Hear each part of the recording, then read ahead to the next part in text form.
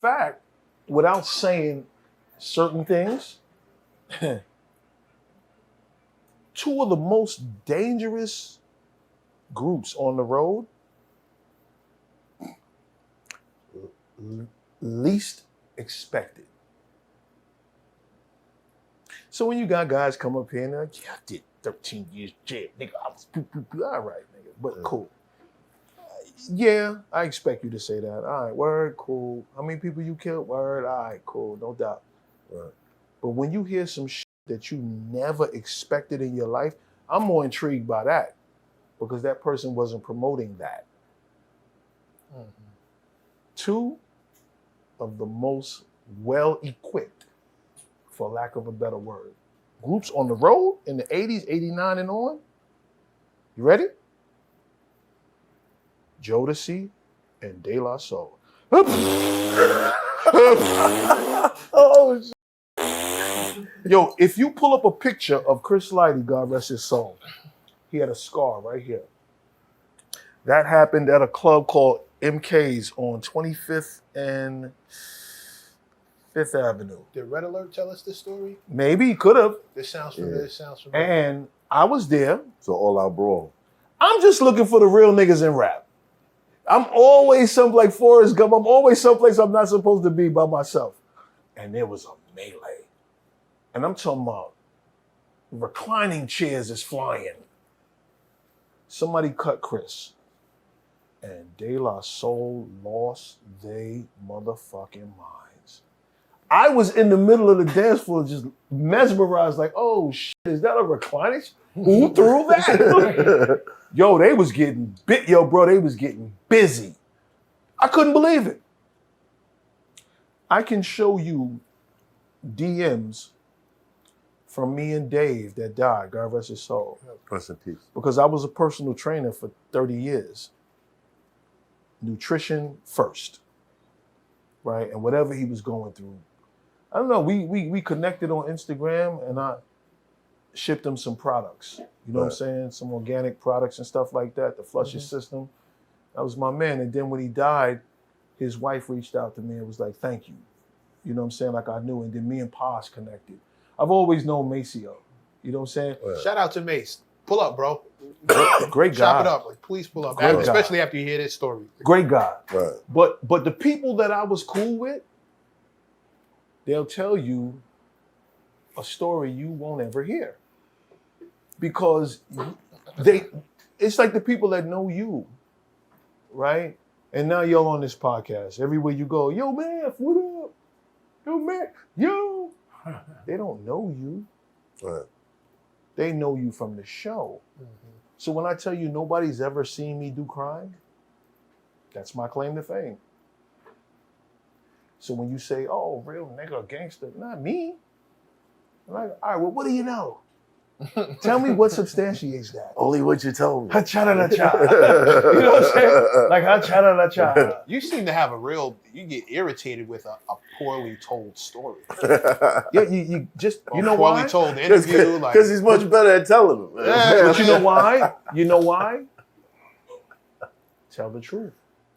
But you don't necessarily want people to tell the truth that you're involved in. But here's the thing. Now, I say this, hold on, let me say this. I say this all the time. If you ever been involved in anything, all the ill niggas, there's always a little part of you that wants people to know, yo, I'm an ill nigga. You don't want to say it. You think so? But you kind of course you do. You think so? Because the motivation behind being an ill nigga is built on principles that you want people to understand. Okay, stop right there.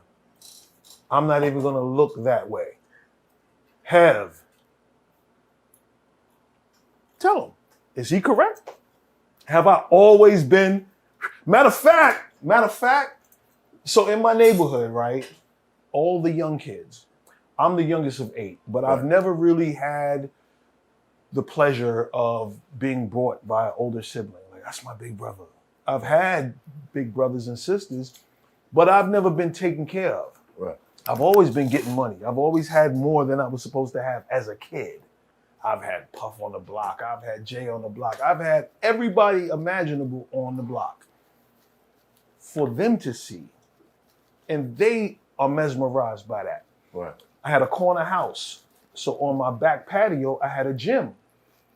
Always take the kids. Yo, come on, let's go work out. Come on, man. Y'all got to work out. Everybody, come on, let's work out. I got some chicken in the oven. I'm baking for the church.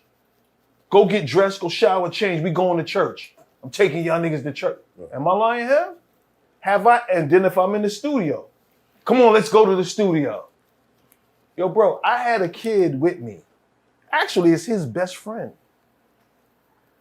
I came up with his older brothers, right? And his brothers are older than me. One passed, God rest his soul, Terrence Gittins, right?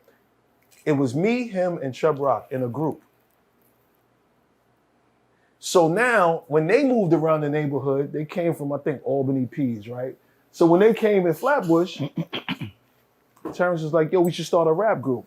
I was like, all right, let's start a rap. He said, yeah, you could write my rhymes. I was like, whoa, nigga, wait. And he's like, I'm telling you, because he was business. So f it, I'll do it. So he's looking for a third member. You know this story? So one day he goes, calls my crib, yo, come down the block, but don't laugh. I'm like, why am I coming down the block? And why are you ordering me not to laugh? He said, yo, just come down the block. I want you to meet somebody. So I come down the block. Right. There's a guy out there with cut off slacks, little Jerry curl, some gold chains on. Big dude. I'm like, what's up? He said, yo, man, this is the third member of our group. I'm looking at him going, what? And he's like, yo, man, Shawn, this is such and such Shawn. Let him hear something. And the dude is rhyming. He's nice. I'm like, damn, he is nice. They found somebody to pay for us to go in the studio. So we did a demo. I thought it was really good. But now they don't know nobody. I know Kango. So I'm like, we got to go to Kango house. Right. So we walked from 43rd to 49th. Ring Kango bell. I'm like, yo, nigga, got a demo. You got to hear this shit. He plays, he said, man, this is good. We got to go to Howie's house. Howie Tee. So he drives and we walk. he had a 280Z, right? Two-seater. When we got to Howie's crib, bro, Howie opens the door and he goes, what do y'all want? Mean, bro. And he's like, he looks at the big guy. He's like, Richard, what are you doing here? I was like, wait, time out. Not Richard. Y'all know each other? He said, man, our mothers are sisters. That's my cousin. I said, yo, bro, why you didn't tell me that you knew Howie? You got me going through all of this with Kango. Bro, you could have brought us straight here. He was so quiet. He wasn't a talkative guy, but he was a real good rapper. Brought us in the crib, played the demo. Howie was like, who's this? Terrence said, this is me. You wrote your rhyme? He's like, nah. He said, man, rappers write their rhymes in my studio, bro. Nah. He said, this you, Richard? Pretty good. Third person, me, he said, this you? All right. Separated us, made us solo artists, kicked out the third person. Chubb Rock.